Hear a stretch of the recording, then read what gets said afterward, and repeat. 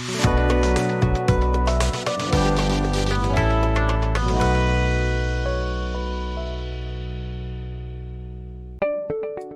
and welcome again to the EduTrenX Learning channel, and this is the third video in the Easy PT Grammar series, and we are going to further explore the complex topic of tenses, but in a simple way.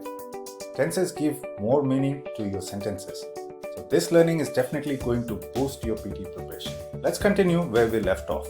We discussed simple past and present tenses and also their continuous forms in the previous video, and in this one we will discuss the perfect tenses along with the future tenses. So what is present perfect tense? Present perfect is also called as the completed verb, an action or state that either occurred at an indefinite time in the past. Example, we have talked before, or began in the past and continued to the present time. He has grown impatient over the last hour. That's an example. This tense is always formed by have plus the past participle. Example, a study has shown something, or many people have worked in this company, or I have done the work. Let's highlight the difference between simple past and present perfect.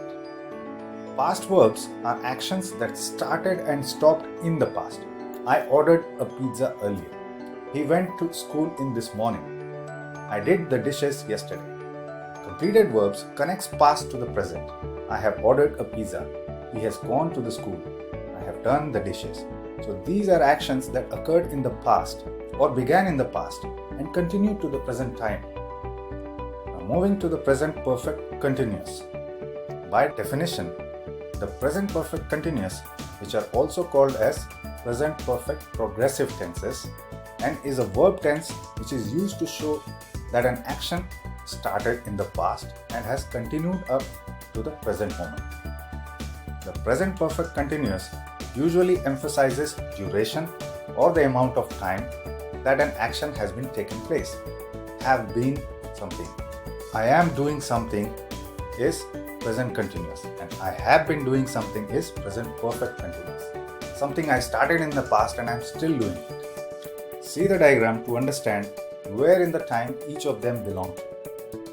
Next is past perfect. The past perfect refers to the time earlier than before. It is used to make it clear that one event happened before another in the past. The formula for the past tense is had plus past participle. See the diagram. I had fallen asleep before 9 o'clock. So we have talked about something that happened before 9 o'clock. Now you see the difference between present perfect and past perfect? Now when we talk about an action that started in the past and continued up until another time in the past, for example, had been eating. Tom had been walking 3 miles a day before he broke his leg. So Tom continued to walk 3 miles in the past, but he broke his leg and that stopped him. Again, that event happened in the past. The last of the tenses is the future tenses. Again, there are 4 forms similar to what we discussed for the present and past tenses. Simple future continuous, future perfect, and future perfect continuous. Everything in future tenses uses will or would. Simple future is used for an action that will occur in the future. For example, I will go, or we will celebrate the birthday tomorrow. See the diagram happening in the future.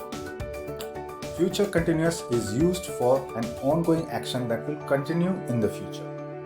I will be going. Another example, the singer will be performing for the next 3 weeks.